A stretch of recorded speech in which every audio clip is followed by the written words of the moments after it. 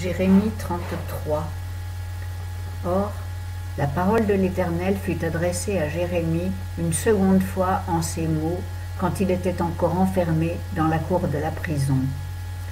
Ainsi a dit l'Éternel qui va faire ceci, l'Éternel qui le conçoit pour l'exécuter, celui dont le nom est l'Éternel. Crie vers moi et je te répondrai, et je te déclarerai des choses grandes et cachées que tu ne connais pas.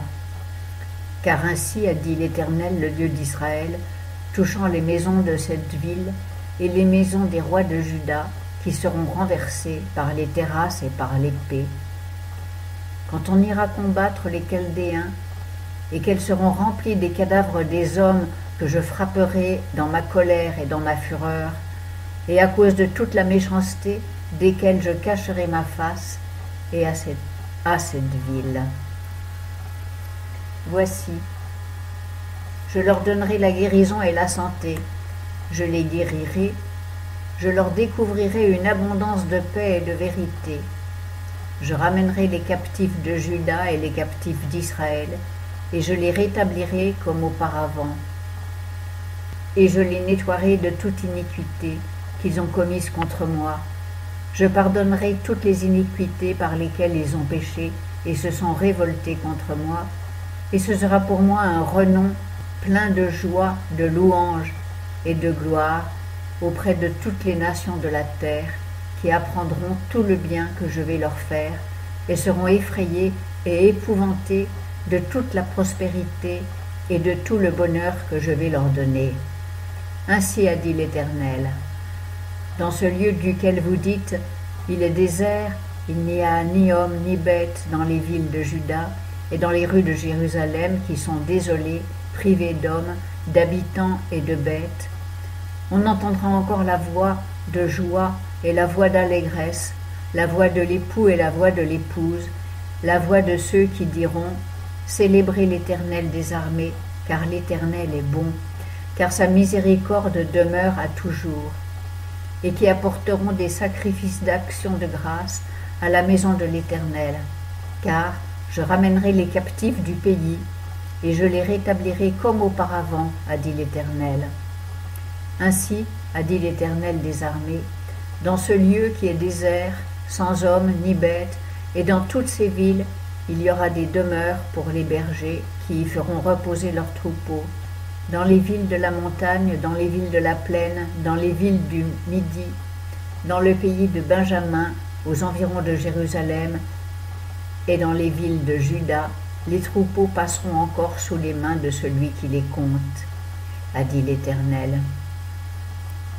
Voici, les jours viennent, dit l'Éternel, où j'accomplirai la bonne parole que j'ai prononcée sur la maison d'Israël et sur la maison de Juda.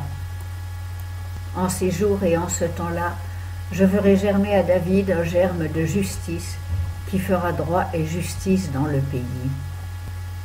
En ces jours-là, Juda sera sauvé, et Jérusalem habitera en assurance. Et voici comment on l'appellera, l'Éternel notre justice.